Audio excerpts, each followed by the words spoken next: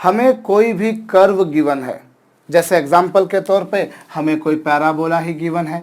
इस पैराबोला में हम लोग बच्चों जितनी भी पैरेलल कॉर्ड्स ड्रॉ करेंगे, जितनी भी समानांतर जीवाएं हम लोग इसमें बनाएंगे, उन सभी पैरेलल कॉर्ड्स के मिड पॉइंट्स को यदि हम ज्वाइन कर देते हैं, उन सभी के बच्चों हम मध्य बिंदुओं को हम मिला देते हैं, तो हमें जो कर्व मिलेगा बच्चों, उस कर्व को हम कहा करते हैं डायमीटर।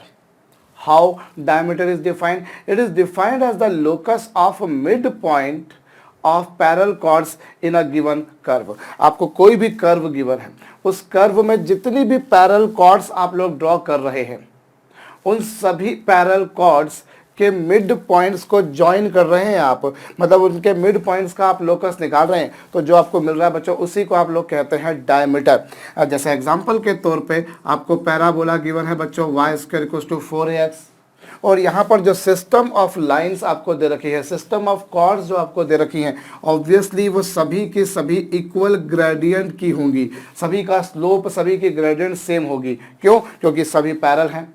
अब ये जितनी भी पैरेलल कॉर्ड्स आपको गिवन है, इनमें से किसी एक लाइन की इक्वेशन यदि y = mx + c है, तो अवश्यम भावी रूप से बाकी सभी की भी इक्वेशन y = mx + लैम्डा की फॉर्म की होगी। क्यों? क्योंकि सभी की ग्रेडियंट, मैंने पहले भी कहा आपसे बच्चों, सेम होगी। क्यों साहब? चूंकि सभी पैरेलल हैं।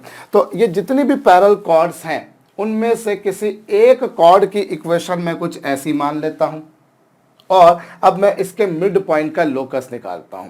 तो बच्चों अगर मैं इसके, मान लीजिए ये जो कॉर्ड आपको गिवन है वो ये वाली है, और इसका मिड पॉइंट मैंने सपोज कर लिया x1 y1, तो बच्चों आपको पता है फिर कॉर्ड की इक्वेशन क्या होगी। अगर आपको किसी कॉर्ड का मिड पॉइंट गिवन है तो उसकी इक्वेशन होती है t = s1, और t का मतलब साहब y को लिख दोगे y² को y1, और x को लिख दोगे x + x1/2, सो दैट आपके पास में t आ जाएगा ये। और s1 का जहां तक सवाल है बच्चों, वो होगा y1² = कितना, -4ax1। भाई ये आपके पास में t है और ये s1 है। अब आप इसे कंपेयर कर लेंगे तो उस बेसिस पर आपके पास में ये आ गया बच्चों y1 = कितना, आएगा बच्चों 2ax + y1² - 4ax1। कुछ ये पिक्चर आएगी। अब आपके पास में इस कॉर्ड की इक्वेशन ये आ गई बच्चों। ये कॉर्ड की इक्वेशन जो है, अगर कॉर्ड का मिड पॉइंट में x1 y1 मान लेता हूं, तो ये जो इक्वेशन है वो इस कॉर्ड को रिप्रेजेंट करेगी, और ये कॉर्ड आप बोल रहे हो y = mx + c है, सो दोनों एक दूसरे से कंपेरेबल हो जाएंगी। तो कंपेयर कर लेते हैं। यहाँ y का कोफिशिएंट है बच्चों y1, भाई इसे आपने 1 नाम दे दिया और इसे आपने 2 नाम दे दिया। सो यदि आप यहाँ पर y का कोफिशिएंट देखें तो वो y1 है, और यहाँ कुछ नहीं लिखा मतलब 1 लिखा है, तो ये लीजिए साहब, इधर x का कोफिशिएंट देखिए वो 2 है, इधर x का कोफिशिएंट देखिए बच्चों वो m है। और जहाँ तक कांस्टेंट टर्म की बात है बच्चों, तो यहाँ पर कांस्टेंट टर्म है बच्चों y1² - 4ax1, और इधर कांस्टेंट टर्म है बच्चों c, ये लीजिए। तो यदि आप इसे सिंप्लीफाई करें, यदि इन दोनों को सिंप्लीफाई करते हैं तो आपको मिल जाता है बच्चों y1 = 2a/m, और जनरलाइज मैनर में अगर बात की जाए बच्चों तो y = क्या आ गया, 2a/m। तो लोकस ऑफ मिड पॉइंट जो है बच्चों वो y = 2a/m आ रहा है, जो कि इक्वेशन ऑफ ए लाइन है बच्चों। चूंकि एक लीनियर इक्वेशन है इसलिए ये इक्वेशन ऑफ लाइन है, मतलब कह सकता हूं कि मिड पॉइंट का लोकस जो है वो एक लाइन है, और उसी को आप लोग क्या नाम दे रहे हो, डायमीटर, व्यास। I repeat, we have a curve जिसमें मुझे कुछ पैरेलल कॉर्ड्स दे रखी हैं। उन पैरेलल कॉर्ड्स के मिड पॉइंट को जब मैं ज्वाइन करता हूं तो उससे जो मुझे लाइन मिलती है बच्चों, उसे हम कहा करते हैं डायमीटर। भाई सर्कल के केस में आप लोग डायमीटर को कई अलग अलग तरीकों से परिभाषित कर पाते हो। Any line passing to centre is diameter, क्योंकि डायमीटर उसमें हमेशा सेंटर से पास होता है। या फिर आप बोल सकते हो the biggest chord in a circle is diameter, और you say diameter is basically defined as the locus of midpoints of all the parallel chords in a system। बच्चों आपके पास में कोई भी सिस्टम, कोई भी कर्व दे रखा था, इसमें आपने कुछ पैरेलल कॉर्ड्स ड्रॉ करी, उन पैरेलल कॉर्ड्स के मिड पॉइंट्स को आपने ज्वाइन कर दिया, जो कुछ आपको मिलेगा उसी को आप बोलते हो डायमीटर। ये डायमीटर की, व्यास की परिभाषा है। ये डायमीटर की बिल्कुल जो बेसिक जनरल ज्योमेट्रिक डेफिनेशन है बच्चों। तो अब आप एक काम कीजिए, ये जो पैरेलल कॉर्ड्स आपको दे रखी हैं भाई, उनमें से किसी एक कॉर्ड की इक्वेशन आपको दे रखी है y = mx + c। अनडाउटेडली बाकी सभी की जो इक्वेशन होगी वो कुछ ऐसे ही होगी, y = mx + लैम्डा। बस लैम्डा की वैल्यू चेंज करते जाएंगे, आपको एक लाइन, दूसरी लाइन, तीसरी लाइन, चौथी लाइन, इस तरह से इनफाइनाइट लाइंस मिल जाएंगी और उन सभी के मिड पॉइंट्स को ज्वाइन करोगे तो आपको मिलेगा डायमीटर। अब जितनी आपको यहाँ पर लाइंस दे रखी थी उनमें से किसी एक लाइन की इक्वेशन थी बच्चों y = mx + c, बस c चेंज होगा, बाकी सब लाइंस की इक्वेशन सेम रहेगी। तो उनमें से किसी एक लाइन की इक्वेशन ये है और आपको इसके कॉरेस्पॉन्डिंग डायमीटर बताना है। तो आप एक काम कीजिए बच्चों, आप इस कॉर्ड का मिड पॉइंट मान लीजिए x1 y1, जो कॉर्ड आपको गिवन थी आप उसका मिड पॉइंट मान लीजिए x1 y1, तो उस कॉर्ड की इक्वेशन हो जाएगी ये, मतलब ये। तो आपके हिसाब से उस कॉर्ड की इक्वेशन ये है और गिवन जो था आपको, जिस बंदे ने प्रॉब्लम दी है उसने बोला कि उस कॉर्ड की इक्वेशन ये। भाई आपने मान लिया कि ये जो कॉर्ड है इसका मिड पॉइंट x1 y1। आप ऐसा भी कर सकते हैं या आप एक काम कर सकते हैं, इसकी और इसकी दोनों की इक्वेशन को साइमल्टेनियसली सॉल्व करें। आप जब दोनों की इक्वेशन को साइमल्टेनियसली सॉल्व करेंगे तो आपके पास में एक पॉइंट a आएगा, दूसरा पॉइंट b आएगा और फिर आप इन दोनों का मिड पॉइंट इसके बराबर करेंगे, उससे भी लोकस आ जाएगा। भाई आप एक काम करें, इसकी और इसकी इक्वेशन को साइमल्टेनियसली सॉल्व कर लेंगे, साइमल्टेनियसली सॉल्व करेंगे और उसके बाद में आपको a के कोऑर्डिनेट्स मिल जाएंगे, b के कोऑर्डिनेट्स मिल जाएंगे और आपको ना तो a के कोऑर्डिनेट्स चाहिए ना b के कोऑर्डिनेट्स चाहिए, आपकी इसमें कोई दिलचस्पी नहीं है, आपको तो उसका मिड पॉइंट निकालना। तो मिड पॉइंट कैसे निकलता है, x1 + x2/2 = आ जाएगा ये, y1 + y2/2 = आ जाएगा ये, और उस बेसिस पर आपके पास में बच्चों लोकस आ जाएगा। आप ऐसा भी कर सकते हैं, अदरवाइज आपने मान लिया मिड पॉइंट x1 y1 है तो कॉर्ड की इक्वेशन हो जाएगी ये। अब आपके हिसाब से कॉर्ड की इक्वेशन ये और वो बोल रहे हैं ये दोनों को कंपेयर कर लेंगे बच्चों, ये हो जाएगा। मैंने इन दोनों को तो करा, इन दोनों को नहीं करा। क्यों नहीं करा, क्योंकि इन दोनों को अगर मैं कंपेयर करूंगा या इन दोनों को अगर मैं कंपेयर करूंगा तो फिर दिक्कत ये कि c आएगा, लेकिन ऐसा है कि ये जितनी भी कॉर्ड्स हैं इन सबका m सेम है लेकिन c डिफरेंट है। सो अगर इस तरह से आप अगर लोकस निकालते, इस तरह से अगर आप लोकस निकालते या इस तरह से लोकस निकालते तो फिर उसमें c आता, जबकि c वेरिएबल है, c वेरिएबल है। और हम लोग जब भी कभी लोकस निकाला करते हैं तो हम जो भी वेरिएबल्स होते हैं उन्हें एलिमिनेट करते हैं, जो सर्वे सर्वा है, जो हमेशा कांस्टेंट है, जो हमेशा फिक्स्ड है, उनको रखा करते हैं बस।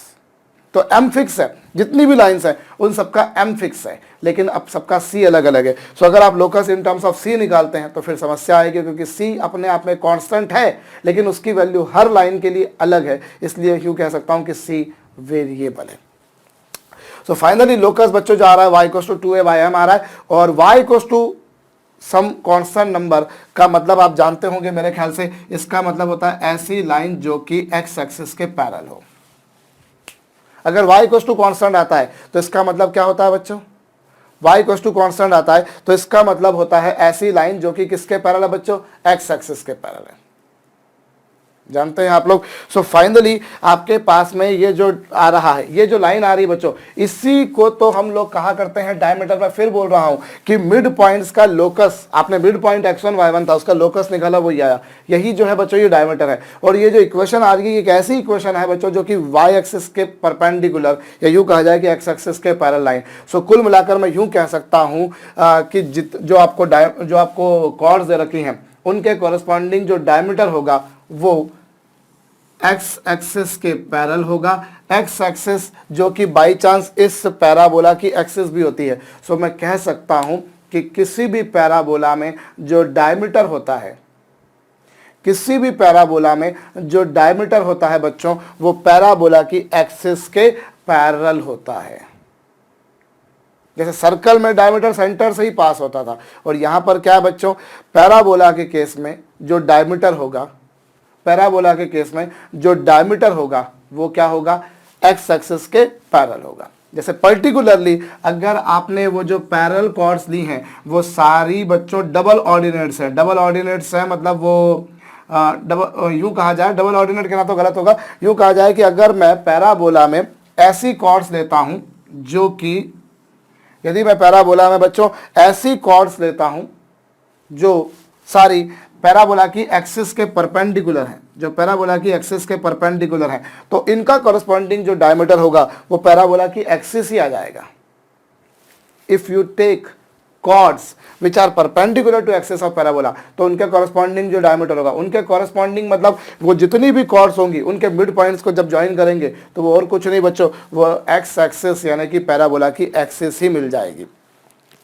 जैसे इन कॉर्ड्स के कॉरस्पॉन्डिंग डायमीटर क्या होगा, ये वाली लाइन जो आप देख रहे हैं। ऐसे सपोज कीजिए आपके पास में ये पैराबोला है और आपके पास में इस तरह से कुछ पैरेलल कॉर्ड्स दे रखी हैं आपको, you have got some parallel chords. अब आप अगर इनके मिड पॉइंट्स को ज्वाइन करेंगे, यदि आप इनके मिड पॉइंट्स को ज्वाइन करेंगे, तो इनके मिड पॉइंट्स को ज्वाइन करेंगे बच्चों, तो आपको ऐसी कोई लाइन मिलेगी जो कि अवश्यम भावी रूप से पैराबोला की एक्सिस के परपेंडिकुलर होगी, सॉरी पैराबोला की एक्सिस के पैरेलल होगी। ये पैराबोला की एक्सिस थी, एक्स एक्सिस, ये एक्स एक्सिस पैराबोला की एक्सिस थी बच्चों, और ये जितनी भी पैरेलल कॉर्ड्स थी जिनकी इक्वेशन कुछ y = mx + c की फॉर्म की थी, ऑफ कोर्स सबके लिए m सेम रहेगा, लेकिन सबके लिए c अलग अलग रहेगा। On changing the value of c we get a different line, but all those lines will be parallel to each other since they all have same m, same gradient, same slopes, सभी के slopes equal होंगे। तो इन chords के corresponding से मतलब इनके mid point को join करेंगे, तो ये जो आपको मिलेगा बच्चों वो डायमीटर होगा। डायमीटर की इक्वेशन होती है बच्चों क्या, y = 2a/m, इस तरह से। ये आपके पास में किसकी इक्वेशन आ गई बच्चों, ये आपके पास में कॉर्ड की डायमीटर की इक्वेशन आ गई, इसे नोट डाउन कर लीजिएगा। अब हम इस डायमीटर से संबंधित कुछ छोटी छोटी सी बातें करते हैं बच्चों। ये डायमीटर पैराबोला को जिस किसी पॉइंट पर कट करता है, ये डायमीटर पैराबोला को जिस किसी पॉइंट पर कट करता है, जैसे यहाँ पर देखिए डायमीटर ने कहाँ पे कट किया, ए पर, यहाँ पर डायमीटर ने कहाँ पर कट किया, ए पर, यहाँ पर डायमीटर ने इसे कहाँ पर कट किया, ए पर। भाई यहाँ पर डायमीटर बाई चांस पैराबोला का वर्टेक्स ही था, सॉरी यहाँ पर डायमीटर बाई चांस पैराबोला की एक्सिस ही थी। डायमीटर पैराबोला को जिस किसी पॉइंट पर कट करता है बच्चों, उस पॉइंट को हम लोग कहा करते हैं, उसका वो जो पॉइंट है बच्चों वो उसकी एक्सट्रीमिटी कहलाएगी। वो क्या कहलाएगी बच्चों, उसका अंत बिंदु, that would be termed as, उसका वो एक्सट्रीमिटी कहलाएगा, उसे हम उसकी एक्सट्रीमिटी कहेंगे। ये लीजिए साहब एक्सट्रीमिटी, स्पेलिंग देख लीजिएगा भैया, मैंने सही लिखी है गलत लिखी है, पहले मैंने लिख के कुछ काट दिया था। एनीवेज साहब ये उसकी एक्सट्रीमिटी होगी। अब एक काम करते हैं बच्चों, उस एक्सट्रीमिटी के कोऑर्डिनेट्स निकालते हैं। देखिए आपको पता है बच्चों, ये जो है डायमीटर की इक्वेशन है y = 2a/m, तो एक्सट्रीमिटी क्या is nothing but the intersection point of diameter and parabola. तो इन दोनों का इंटरसेक्शन पॉइंट निकालते हैं। इंटरसेक्शन पॉइंट निकालने के लिए बच्चों y = 4ax और y = a/m², इन दोनों की सॉरी y = 2a/m। डायमीटर की इक्वेशन क्या है, डायमीटर की इक्वेशन है y = 2a/m, और पैराबोला की इक्वेशन क्या है, y = 4x। इन दोनों का प्रतिच्छेदी बिंदु आपको ज्ञात करना है, तो इन दोनों का इंटरसेक्शन पॉइंट आप फाइंड आउट करेंगे, और उसके लिए आप y की वैल्यू यहाँ से निकाल के यहाँ रख देंगे, रख दीजिए साहब, कोई दिक्कत वाली बात नहीं। 2a/m का होल स्क्वायर = बच्चों 4a × x। x की वैल्यू आप निकाल कर देखिए बच्चों, a/m² आ रही है। जो डायमीटर की एक्सट्रीमिटी है, डायमीटर का जो अंत बिंदु है, एक्सट्रीमिटी से मतलब क्या, where this diameter intersects the parabola, where this diameter intersects the parabola, उसके जो है आपके पास में कोऑर्डिनेट जो आ रहे हैं ए के, वो क्या आ रहे हैं बच्चों, भाई y कोऑर्डिनेट तो 2a/m आना ही आना है कंफर्म, लेकिन x कोऑर्डिनेट a/m² आ जाना। तो इस तरह से बच्चों आपके पास में एक्सट्रीमिटी के कोऑर्डिनेट्स आ जाएंगे a/m² और 2a/m। तो ये आपको एक्सट्रीमिटी के कोऑर्डिनेट्स ध्यान रखने हैं बच्चों। अब मैं और आगे बात बताऊंगा, पर पहले ये जो भी कुछ लिखा बच्चों, अगर आप अभी तक नोट डाउन नहीं किया तो आप नोट डाउन कर लीजिएगा। अच्छा लगे हाथों में यहाँ पर बता भी दूं, जैसे आपको, जैसे अगर आपको यहाँ पर एक्सट्रीमिटी के कोऑर्डिनेट्स निकालने थे, तो अब यहाँ पर जो आपने कॉर्ड्स ली हैं वो सारी कॉर्ड्स ऐसी हैं जो कि एक्स एक्सिस के परपेंडिकुलर है। तो एक्स एक्सिस के परपेंडिकुलर है मतलब उन सबकी ग्रेडियंट जो आएगी बच्चों, वो क्या है कि कोई भी लाइन एक्स एक्सिस के साथ जो एंगल बनाती है उसका टेंजेंट कहलाती है बच्चों स्लोप ग्रेडियंट प्रवणता ढाल, जो कि हो जाएगी 0। सो उस बेसिस पर ए के कोऑर्डिनेट्स क्या आएंगे, ए के कोऑर्डिनेट्स आएंगे a/∞ का स्क्वायर और 2a/∞। Solving this will give you बच्चों 0 0। सो ये आपके पास में किसके कोऑर्डिनेट्स आ गए, ये आपके पास में a के निर्देशांक आ गए 0 0। ऑब्वियसली मैंने जैसा आपसे कहा बच्चों, if all the chords, obviously all the chords have to be taken parallel to each other, इसमें कोई दो मत वाली बात नहीं as far as the definition of diameter is concerned. The thing is that if all those chords are parallel to X axis, sorry perpendicular to X axis, then a would be तो m की value infinity हो जाएगी, उससे आपके पास में a के coordinate 0 0 आएंगे, मतलब वर्टेक्स पैराबोला का आ गया। भाई 0 0 किसके कोऑर्डिनेट होते हैं, वर्टेक्स के होते हैं। तो आप ऑब्वियस सी बात है बच्चों, फिर वो वर्टेक्स यानी कि 0 0 से पास होने वाली लाइन होगी और एक्स एक्सिस के पैरेलल भी होगी। भाई एक्स एक्सिस के पैरेलल होगी वो आपको पता है, और वो वर्टेक्स से भी पास हो रही है, मतलब अल्टीमेटली वो एक्स एक्सिस ही होगी। बड़ी छोटी सी बात है, सच समझ में सबको आ भी गई होगी पहले से, पर फिर भी मैंने अपना काम कर दिया है भैया। मैं अब आगे बढ़ता हूँ। देखिए आपने क्या करा, आपने किसी पैराबोला में कुछ पैरेलल कॉर्ड्स ड्रॉ करी, ये रहा पैराबोला, आपने इसमें कुछ पैरेलल कॉर्ड्स ड्रॉ करी, ये लीजिए आपने पैरेलल कॉर्ड्स ड्रॉ कर दी, और ये रही पैराबोला की एक्सिस जिसे आपने नाम दिया एक्स एक्सिस, और इनके कॉरस्पॉन्डिंग इनके मिड पॉइंट्स को आपने जब ज्वाइन किया, इनके मिड पॉइंट्स को जब आपने ज्वाइन किया साहब, तो आपको जो लाइन मिली उससे आपने नाम दिया डायमीटर, नाम दिया बच्चों। ये जो लाइंस हैं इनकी इक्वेशन है y = mx + c की फॉर्म की। मैं बार बार बोल रहा हूँ m सबके लिए सेम है, c अलग अलग है। अब इस डायमीटर की इक्वेशन क्या होगी, y = 2a/m है बच्चों। अब ये जिस पॉइंट पे जाके इसने कट किया उसे हमने बोला एक्सट्रीमिटी, उसके कोऑर्डिनेट्स आप लोग पहले से लिख चुके बच्चों, वो ये रहे। अब यदि मैं इस पॉइंट पर टेंजेंट की इक्वेशन निकालता हूँ, इक्वेशन ऑफ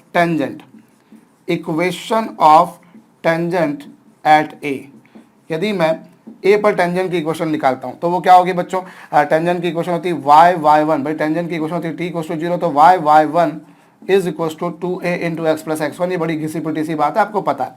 अब यहाँ पर y1 की वैल्यू क्या, y1 की वैल्यू है बच्चों 2a/m, जो पॉइंट आपको a दे रखा है उसके कोऑर्डिनेट्स ये रहे बच्चों। सो ये आपके पास में 2a × x + x1 चा मान a/m² आहे भाई, आहे। अभी 2a से 2a क्या हो जाएगा बच्चों, कैंसिल, और फाइनली आपको टेंजेंट की इक्वेशन जो मिलेगी बच्चों वो y = mx/a/m मिलेगी। अभी ये टेंजेंट की इक्वेशन क्या होगी, मेरी इसमें कोई दिलचस्पी नहीं है कि वो क्या आएगी, मेरी दिलचस्पी सिर्फ इस बात में है कि आपने जब टेंजेंट का स्लोप निकाला तो वो आपको मिल रहा है m। आपको जो टेंजेंट का जो स्लोप मिला वो क्या मिला, m, और m बाई चांस इन सभी पैरेलल कॉर्ड्स का भी स्लोप है। कहने का मतलब ये है कि ये जो आपके पास में जो डायमीटर की एक्सट्रीमिटी थी, डायमीटर की जो एक्सट्रीमिटी थी बच्चों, उस पर यदि आपने टेंजेंट ड्रॉ करी, डायमीटर की एक्सट्रीमिटी पर यदि आपने टेंजेंट ड्रॉ करी, ये आपने टेंजेंट ड्रॉ करी भैया इस पर, तो ये जो टेंजेंट होगी बच्चों ये इन ही पैरेलल कॉर्ड्स के पैरेलल होगी। These all the chords are parallel to each other. These all the chords are parallel to each other. All of these have gradient m. सभी ये पैरेलल हैं, सभी की ग्रेडियंट m है। ये सभी पैरेलल हैं, सभी की ग्रेडियंट m है, ये आप जानते हैं। और आपने इस पर जब टेंजेंट ड्रॉ करी तो इस टेंजेंट की ग्रेडियंट भी m आ रही है। मतलब जो पॉइंट ऑफ टेंजेंसी था, जो एक्सट्रीमिटी थी, उस एक्सट्रीमिटी पर जो टेंजेंट होगी वो पैरेलल होगी इन्हीं कॉर्ड्स के। I can say tangent at the extremity of the diameter is parallel to the system of parallel chords. Note down कर लीजिएगा। एक और बात देखते हैं, पहले इसे नोट डाउन कर लीजिएगा बच्चों। अब आपके पास में आगे की बात बताता हूं मैं। अगर हमारे पास बच्चों यहाँ पर ये एक पैराबोला मैं लेता हूँ y² = 4ax लिया बच्चों मैंने, ये पैराबोला y² = 4ax।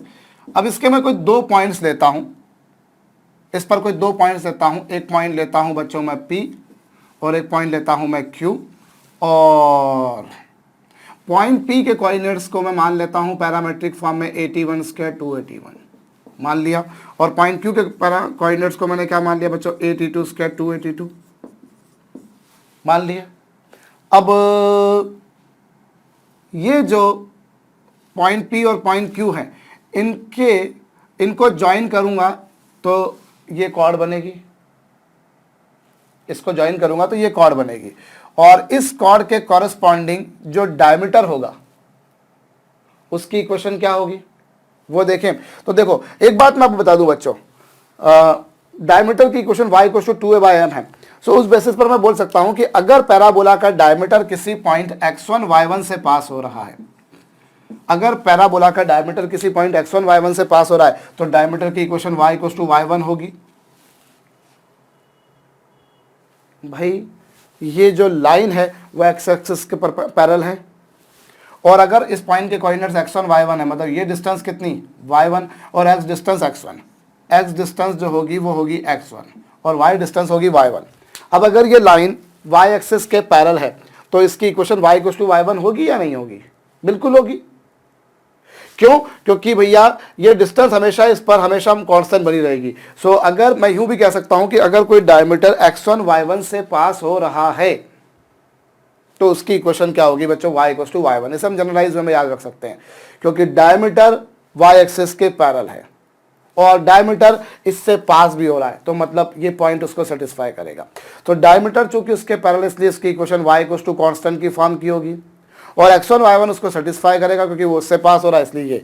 सो कुल मिलाकर आप ये भी याद रख सकते हैं बच्चों कि if the diameter passes through point x1 y1 then its equation will be given by y equals to y1. Conditional equation of parabola is y square equals to 4ax. Anyways, so बच्चों आप इस PQ के corresponding diameter निकालें। Equation of diameter corresponding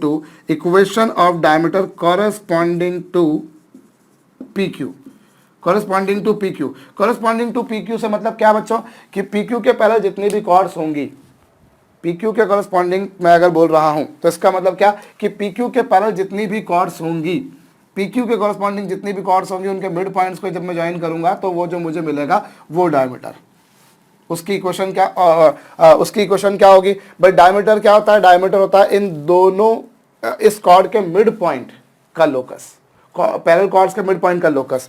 सो आपको पता बच्चों इनका mid point जो होगा, इन दोनों का जो मिड पॉइंट होगा अगर वो निकालेंगे तो वो क्या होगा? y1 plus y2। भाई इन दोनों को ऐड करके आप जोड़ के ये कर लीजिए, चलिए 2a प्लस 2a बाय 2 आपको क्या मिल गया?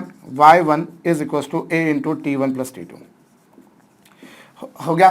भाई इन दोनों के मिड पॉइंट का कोऑर्डिनेट, इन दोनों के मिड पॉइंट का y कोऑर्डिनेट ये होगा। और आपको पता है बच्चों, अभी मैंने आपको बताया कि अगर कोई डायमीटर x1 y1 से पास हो रहा है तो डायमीटर की इक्वेशन क्या हो जाती है? y इक्वल्स टू y1 और y1 की वैल्यू है ये। सो ये आपको डायमीटर की इक्वेशन मिल गई। भाई इस कॉर्ड PQ के कॉरेस्पॉन्डिंग डायमीटर जो मिलेगा, कॉर्ड PQ के कॉरेस्पॉन्डिंग डायमीटर मतलब क्या कि PQ के पैरेलल जितनी भी कॉर्ड्स आप ड्रॉ करोगे, PQ के पैरेलल आप जितने भी कॉर्ड्स ड्रॉ करोगे उन सबके मिड पॉइंट को आप जब ज्वाइन करोगे तो आपको जो लाइन मिलेगी, जो कर्व आपको मिलेगा वो एक्चुअली एक लाइन होगी। वो आपको एक लाइन मिलेगी जो कि मैंने बोला कि आपको एक लाइन मिलती है, उस लाइन की इक्वेशन की होगी। अब आप एक और बात देखिए कि P और Q पर जब आपने टेंजेंट्स ड्रॉ करी, जब आपने बच्चों P और Q पर टेंजेंट्स ड्रॉ करी तो P पर जो टेंजेंट आएगी वो Q पर जो टेंजेंट आएगी उनका इंटरसेक्शन पॉइंट मान लीजिए R, तो उसके कोऑर्डिनेट्स क्या होंगे? आपको पता है बच्चों AT1 T2 और AT1 प्लस T2 होते हैं।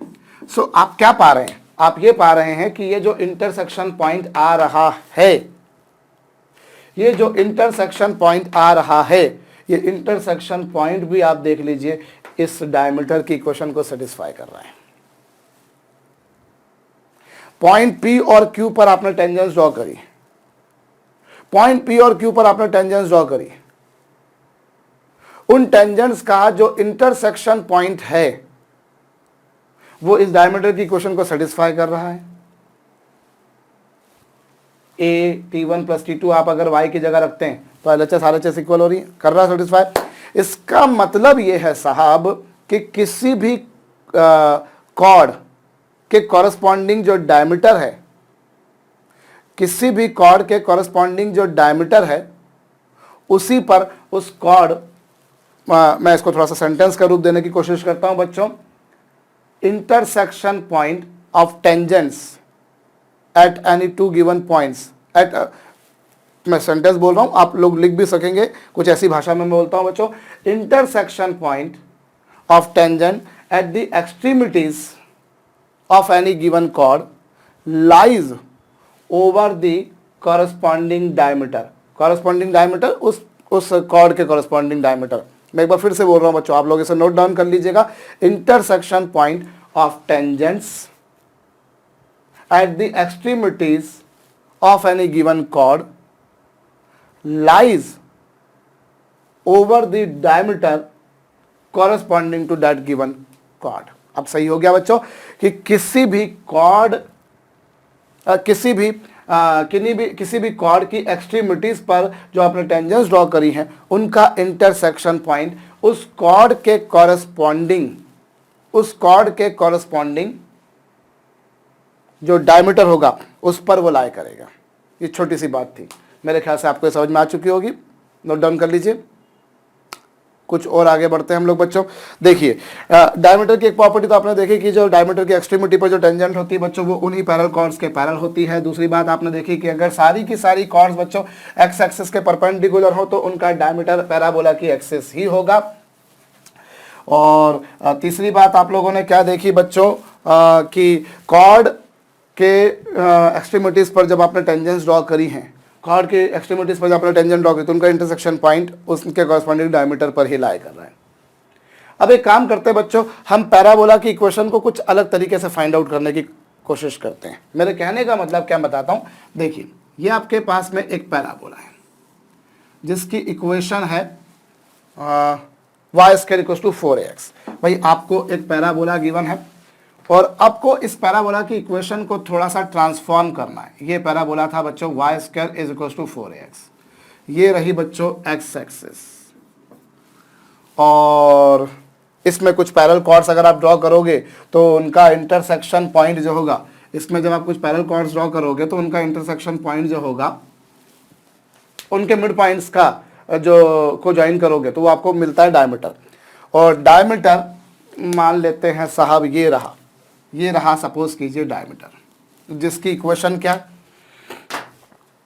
जिसकी इक्वेशन आपको पता है y इक्वल्स टू 2a/m होती है। और जिस पॉइंट पर डायमीटर इसको कट करता है उसे हम बोला करते हैं उसकी एक्सट्रीमिटी, जिसके कोऑर्डिनेट्स भी आपको मालूम है क्या है। अब आपने पॉइंट a पर जो डायमीटर आया वो ये आया, और पॉइंट a पर जो टेंजेंट है वो ये रही बच्चों, ये रही टेंजेंट रही। और इस टेंजेंट ने जो है a के कोऑर्डिनेट्स भाई a/m² 2a/m ले लिए हमने।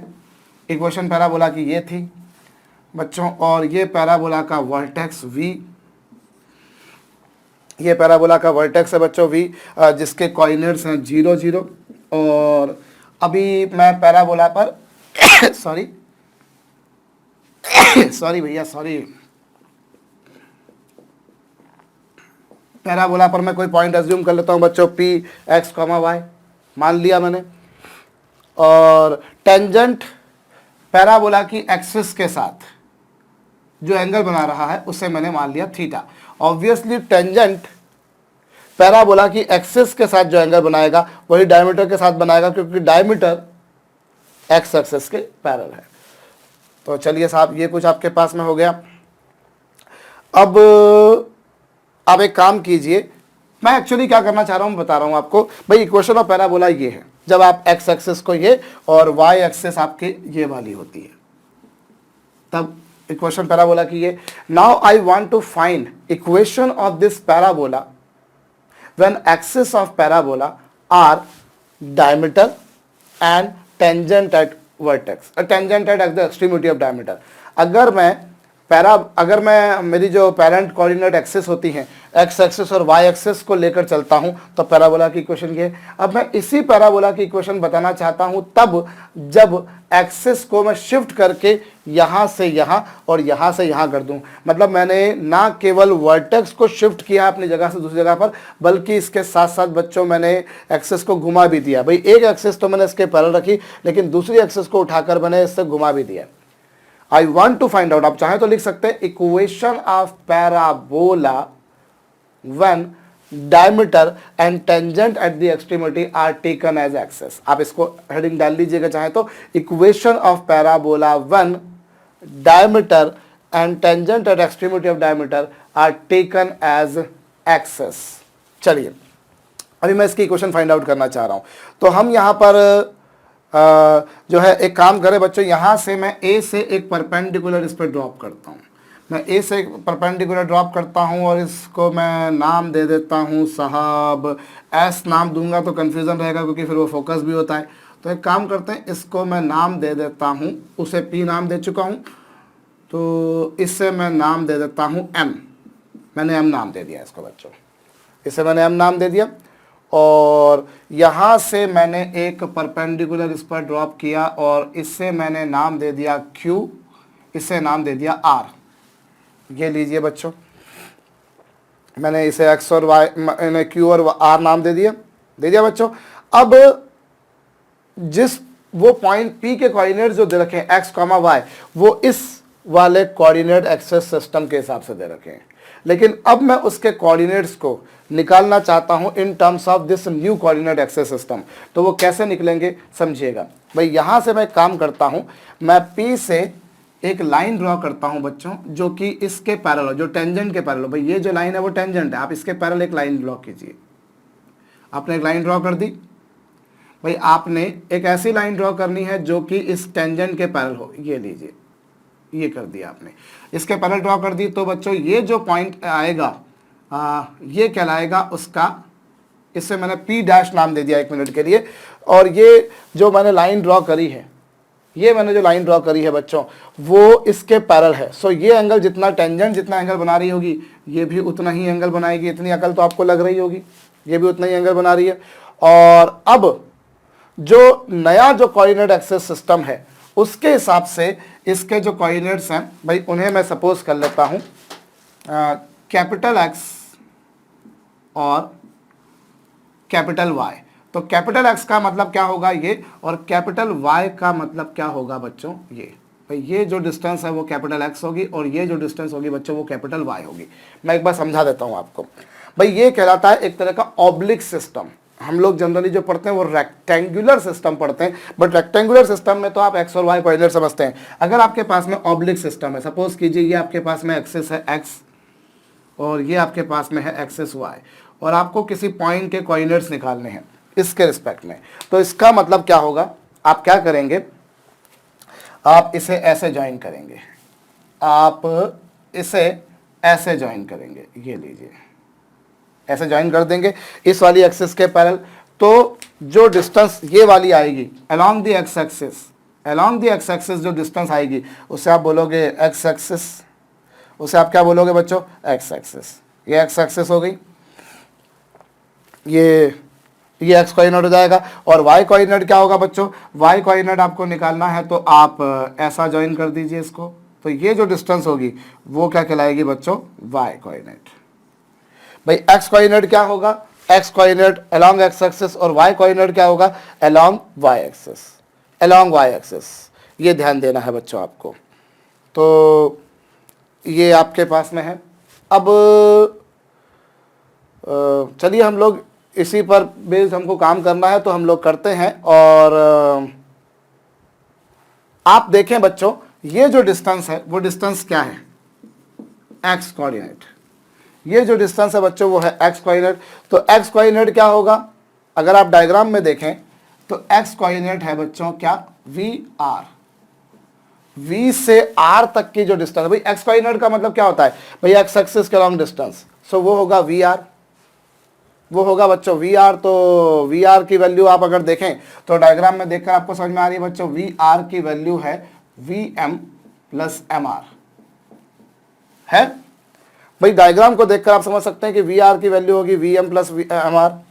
ये परपेंडिकुलर है, ये भी परपेंडिकुलर है। अभी वी एम की वैल्यू कितनी है, वी एम की वैल्यू जो है उससे मैं वी एम ही रखता हूँ, उसे मैं वी एम ही रखता हूँ। और एम आर को अगर मैं डायग्राम को देखकर आप लोग कह सकते हो बच्चों ए क्यू होगा। भाई वी से आर तक की जो डिस्टेंस है वो V M plus M R है। और एम आर जो डिस्टेंस है बच्चों, अगर मैं उसे ए क्यू के बराबर लिखूं तो मैं नहीं समझता कि आप में से किसी को कोई आपत्ति होना चाहिए। और वी एम जो है मैंने वो एज इट इज लिखा अभी। और ए क्यू को मैं क्या लिख सकता हूं बच्चों, A P dash plus P dash Q. बच्चों मैं ए क्यू को क्या लिख सकता हूं, ए क्यू को मैं लिख सकता हूं ए से क्यू तक की जो डिस्टेंस होगी वो होगी ए से पी तक की distance plus P dash Q distance होगी बच्चों। और वी एम की वैल्यू कितनी, भाई वी एम जो है अगर आप ध्यान दें तो वी एम क्या है, ये आपने परपेंडिकुलर ड्रॉप किया है तो जितनी ए की एक्सेस के लॉन्ग डिस्टेंस होगी वही ये होगी। सो वी एम की वैल्यू हो गई बच्चों ए अपॉन एम स्क्वायर। और ए पी डैश की वैल्यू कैपिटल एक्स। और पी डैश क्यू की वैल्यू क्या होगी, पी डैश क्यू की वैल्यू आप अगर ध्यान दें बच्चों तो वो क्या होगी, एक मिनट, मैं आपको पहले बच्चों वाई एक्सिस के लॉन्ग डिस्टेंस बताऊं तो मैंने थोड़ी सी गलती करी, आप लोगों ने शायद सोचा भी होगा कुछ लोगों ने। देखो ये एक ऑब्लिक सिस्टम है, मैं एक बार फिर से बना के बता रहा हूं बच्चों। यहाँ पर ये एक ऑब्लिक सिस्टम है, जो ये है एक्स एक्सिस और ये वाई एक्सिस। कौन सा सिस्टम बोलते हैं इसको आप लोग? Oblique system, in which both the axis are not mutually perpendicular. ये इन दोनों एक्सिस के बीच में एंगल ही है। अभी आपके पास में किसी पॉइंट के कोऑर्डिनेट्स हैं एक्स कॉमा वाई, तो इसका मतलब क्या होता है कि आप पॉइंट पी को एक्स एक्सिस से ज्वाइन करो, एक्स एक्सिस से ज्वाइन करोगे और कीपिंग वाई एक्सिस के पैरेलल लाइन से ज्वाइन करोगे। कर दिया आपने। ठीक इसी तरह से आप पी को वाई एक्सिस से ज्वाइन करोगे, ये सो ये जो डिस्टेंस होगी बच्चों, ये डिस्टेंस होगी कैपिटल एक्स और ये जो डिस्टेंस होगी बच्चों वो कैपिटल वाई। भाई आप क्या होता है, रेक्टेंगुलर सिस्टम होता है तो बड़ा सरल तरीका हो जाता है कि आपके पास में ये एक्स एक्सिस है, ये वाई एक्सिस है, ये कोई पॉइंट पी है, आपने इसको एक्स एक्सिस से ज्वाइन किया। तो जब आप एक्स एक्सिस से जब ज्वाइन करते हो तो वाई एक्सिस के पैरेलल लाइन खींचते हो, और जब वाई एक्सिस से खींचते हो तो एक्स एक्सिस के पैरेलल लाइन खींचते हो। ये डिस्टेंस हो जाती है एक्स और ये डिस्टेंस हो जाती है वाई। यहाँ पे बड़ा सिंपल तरीका था। अब आप इसको, आपको यहाँ पर याद करने के मतलब इसमें कोई कंफ्यूजन नहीं होता कि आपको P को एक्स एक्सिस से ज्वाइन करना है। अब आप इसको दोनों भाषाओं में कह सकते हो कि एक्स एक्सिस से जब मुझे उसे ज्वाइन करना है तो ऐसे ज्वाइन करना है कि एक्स एक्सिस के परपेंडिकुलर रहे, या तो यूं बोल दीजिए या यूं बोल दीजिए कि वाई एक्सिस के पैरेलल रहे। दोनों बातें एक ही हैं। आप एक्स के परपेंडिकुलर बोलें या वाई के पैरेलल बोलें, क्योंकि दोनों परपेंडिकुलर होते हैं एक्स और वाई। ऐसे ही जब आपको वाई एक्सिस से ज्वाइन करना है तो आप इसको दो भाषाओं में बोलते हो कि वाई एक्सिस से ज्वाइन करना है तो आप ऐसे ज्वाइन करो कि वाई एक्सिस के परपेंडिकुलर रहे, या यूं बोल दो कि एक्स एक्सिस के पैरेलल रहे। वहाँ कन्फ्यूजन नहीं आता, लेकिन यहाँ थोड़ा सा आ जाता है। आपको जब पॉइंट पी को ज्वाइन करना है एक्स एक्सिस से तो वाई एक्सिस के पैरेलल एक लाइन ड्रॉ करोगे। ऐसे ही जब पॉइंट पी को वाई एक्सिस से ज्वाइन करना है तो एक्स एक्सिस के पैरेलल ड्रॉ करोगे। अब एक्स एक्सिस के लॉन्ग जो डिस्टेंस आएगी वो कैपिटल एक्स होगी और वाई एक्सिस के लॉन्ग जो डिस्टेंस आएगी वो कैपिटल वाई होगी। लिख लीजिएगा। सो यहां पर मुझे यही कुछ काम करना पड़ेगा बच्चों। अभी आप वाई कोऑर्डिनेट जो होगा तो एक्स कोऑर्डिनेट निकालने के लिए क्या करा आपने बच्चों, पॉइंट पी के एज सच अगर कोऑर्डिनेट्स देखो तो ओरिजिनल कोऑर्डिनेट एक्सिस सिस्टम के हिसाब से थे स्मॉल एक्स स्मॉल वाई, लेकिन जो नया वाला सिस्टम था उस नए वाले सिस्टम के हिसाब से इसके कोऑर्डिनेट एक्सिस सिस्टम मैंने क्या माने, कैपिटल एक्स और कैपिटल वाई। भाई ये जो है आपके पास में ये नई एक्सिस है एक्स एक्सिस, और ये जो है बच्चों ये नई एक्सिस है Y axis. Now point P के कोऑर्डिनेट्स है small X small Y with respect to this coordinate axis system, लेकिन उसी पॉइंट पी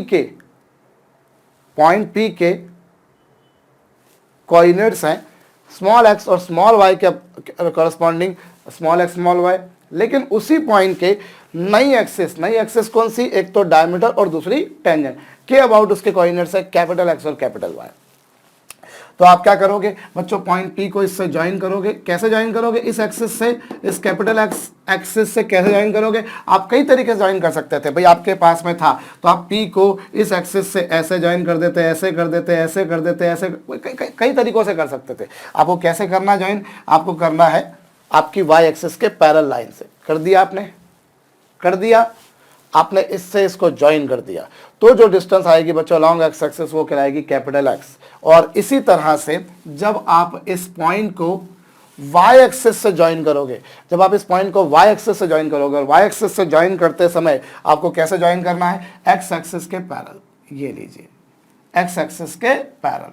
आपको जब इस पॉइंट P को y एक्सिस से ज्वाइन करना है तो y एक्सिस के पैरेलल ज्वाइन करना है ऐसे।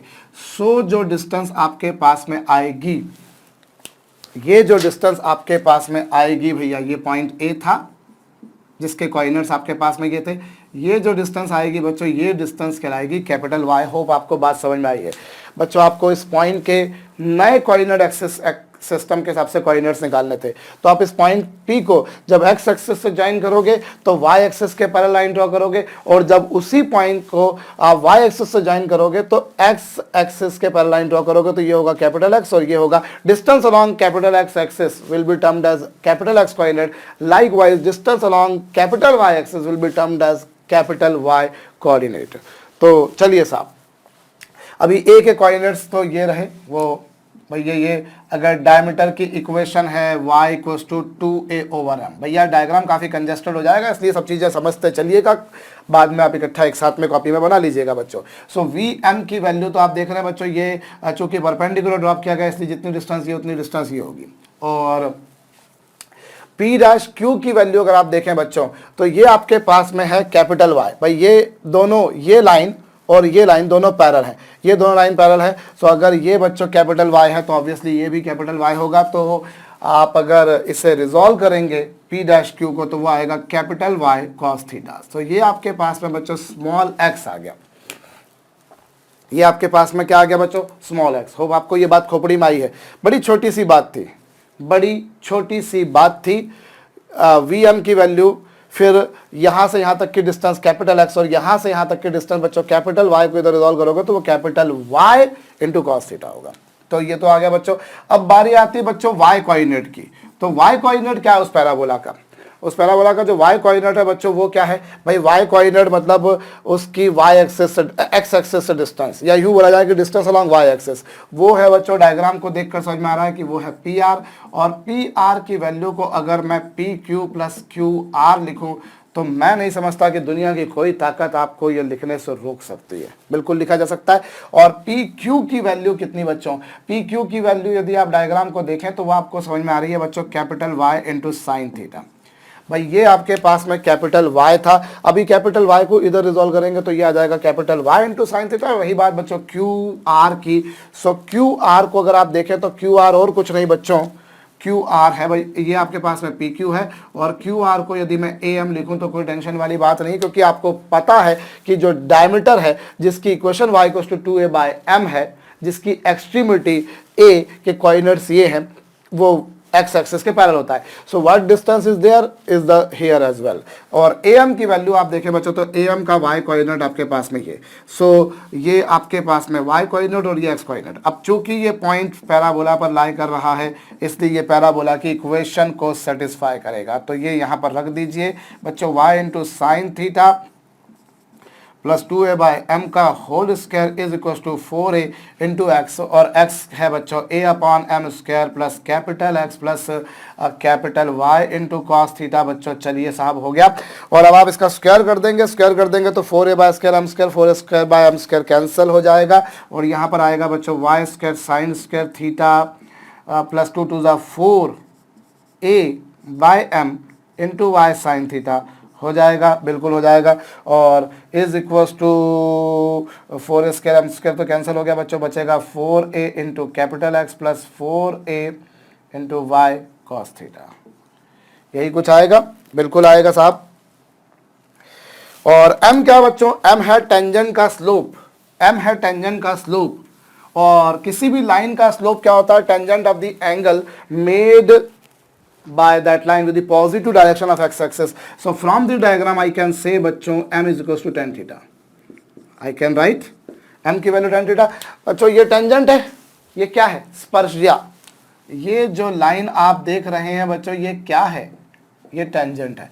और इस टेंजेंट ने positive direction of X axis के साथ जो एंगल बनाया, इस टेंजेंट ने positive direction of X axis के साथ जो एंगल बनाया, उस एंगल का टेंजेंट उस टेंजेंट का स्लोप होगा जो कि tan थीटा के बराबर होगा। क्योंकि आपने ये मान लिया है कि ये जो टेंजेंट है ये positive direction of X axis से अपने एंगल थीटा बना रही है। So m equals to tan theta होगा। भाई इसका स्क्वायर क्या आया, इसका स्क्वायर करेंगे तो वो 4a/m स्क्वायर होगा, वो इससे कैंसिल हो जाएगा। और यहाँ पर आ जाएगा 2 2 4a/m y साइन थीटा, और यहाँ पर 4a into capital X plus ये, यही कुछ आएगा। और m की वैल्यू tan थीटा बच्चों तो वो वहां रख दीजिएगा, आपको मिल जाएगा y square sine square theta. और m की वैल्यू tan थीटा पुट करेंगे, tan थीटा होता है sine theta upon cos theta, sine theta upon cos theta.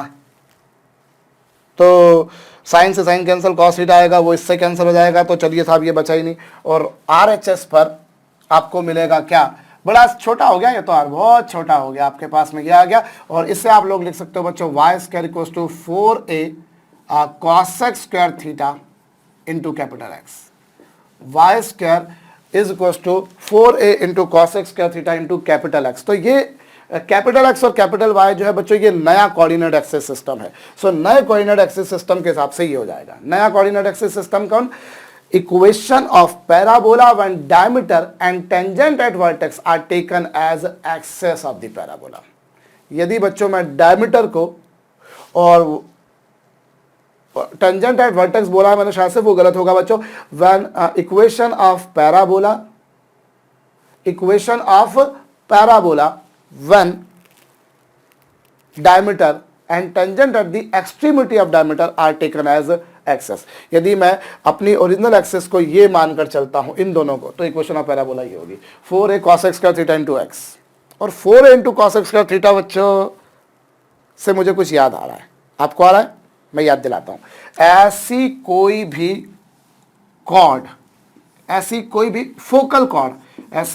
Focal cord जो पैराबोला की एक्सिस के साथ में एंगल थीटा बनाती है, उसकी लेंथ के बारे में जरा याद कीजिए। वो क्या आती थी बच्चों? 4a cos x का थीटा आती थी। ऐसी कोई भी